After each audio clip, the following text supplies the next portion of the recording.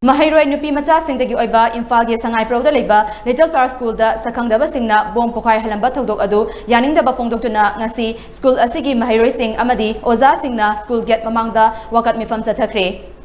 School da bom pokai hanba yaningde mahai tambada aki akhang thungan binu aikoi santi oina larik tamjage haiba tongan ba kholau kaya lauduna chathakhiba wakat mifam aduga mari lenana Little Flower School gi headmistress Kaini Martha na hai mahairoi nupi khaktagi oi mahai tampam amada bom pokai handuna aki akhang nanghanba haibasi akanba mawongda condemn tawi mahai tampam haibasidi free zone oina thamba mathautai asigumba mahai masing tambada akaiba oigadaba aki akhangi thodok asi makhatana amuk thohanbiganu heramasigi matangda lengakna akanba mityeng changbiu